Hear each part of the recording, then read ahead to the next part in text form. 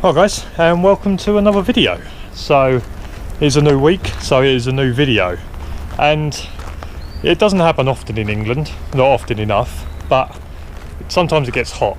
And in this video I'm just going to talk to you about heat, working my dog in heat, and the way in which sometimes I go around to make sure he keeps cool, and maybe some sort of ways that I work my dog when it's hot that make sure that he stays safe.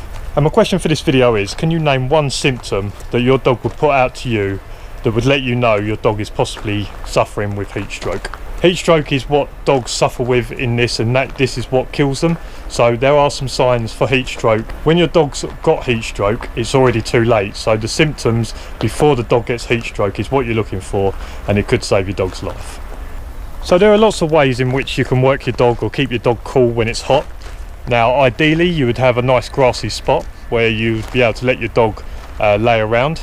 Obviously with security dogs they need to be tethered, so obviously they need to be tied to the vehicle, or they need to be tied to something that's fixed.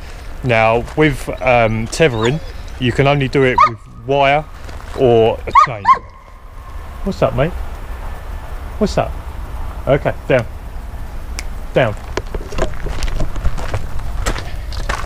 Is it because you put your ball, wait, is it because you put your ball in your water bowl? No, staying in.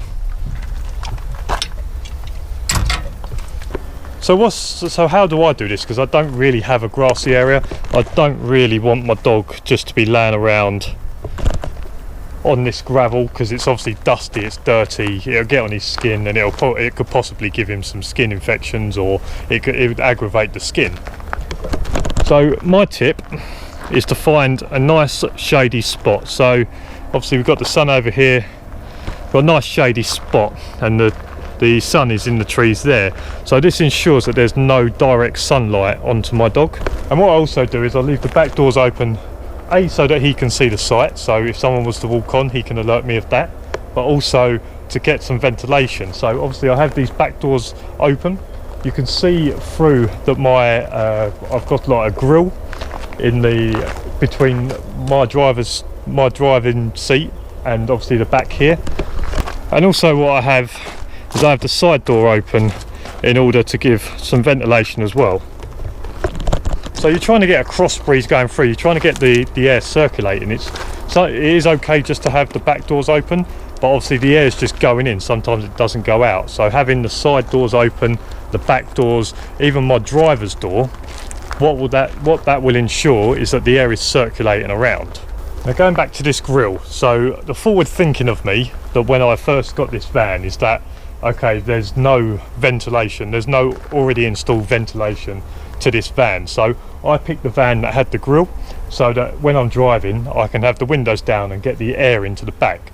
If I bought this van with a solid bulkhead, when I first got it I wouldn't have been able to have the dog in the back when it was hot or wet or whenever, because I couldn't get air into the back. Now what I do have that I need to try and get installed enough, down, oi, down, come on, down, good boy. Now what I do have that I need to try and get installed is this low profile air vent, and basically what that does is it's an air vent that will go on the top, and you'll cut a hole in the underneath here, and then you'd put a tube in that would go straight into the cage. And this is an electronic one, so I'd have a little switch that I have here that I'll be able to switch it on and off. And basically what that is that's an electronic fan, so that I'll be able to drag air from the outside and pump it straight into the cage. This is ideal if you definitely have a bulkhead. That's the way in which you would go about it, to be able to drag the air in. The reason that I've got the electronical one is that if I park my van here and there's not much air around and it's not really spinning it, obviously you're not dragging air in. So with the electronic one, even if your van is stationary, even if it's in a car park, wherever it is, you can turn it on and drag air straight in. And I've had this air vent for probably a couple of months now, and obviously as someone who knows nothing about cars, is not very handy with their hands, I don't really want to start cutting holes in my roof to try and install it myself. So I've been trying to speak to people, trying to get people to fit it, and it's just been a lot harder than what I had anticipated. So it's not the fact that I haven't got it done, it's the fact that I'm having trouble trying to find someone that can do it for me. So how do dogs moderate their body temperature? So dogs moderate their body temperature by panting and then releasing heat out of their nose and out of their pores. Now, they don't sweat like humans do, so the best way in which you can get a dog to cool down is to make sure they've got plenty of water. I've got loads of water here that I'll keep filling up. Make sure it's always full so that he never runs out. Things you can do is get a towel and put some cool water and put it across the bottom of the cage for them to lay on. That way they can get their pads on it and they can release the heat. But I think the best thing to do is just get them in a shady spot, put lots of water down so that they can drink, and they'll moderate their own body temperature through panting and then releasing heat out of their nose and out of their pores.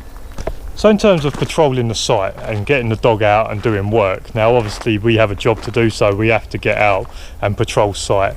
I'm lucky here with this site is that, especially at this time, by 6 o'clock the whole site is in shade, so I don't really have that issue with the sort of the direct sunlight and having the dog in direct sunlight. Now I've said I won't get the dog out and do ball because it is still pretty hot, it's still quite humid, but what I would do that in the times where there is still sun on the site is that I would patrol obviously the shaded areas, but I would get the dog to patrol the sunny areas by putting him in direct sunlight for the shortest time possible. So if there is a case where I can nip into a bit of shade and then come back into the sunlight whilst not missing part of the site, that's the way in which I go about it. So patrolling obviously in all the shaded areas and patrolling the sunlight areas as well, but trying to keep the dog in the sunlight for as little time as physically possible.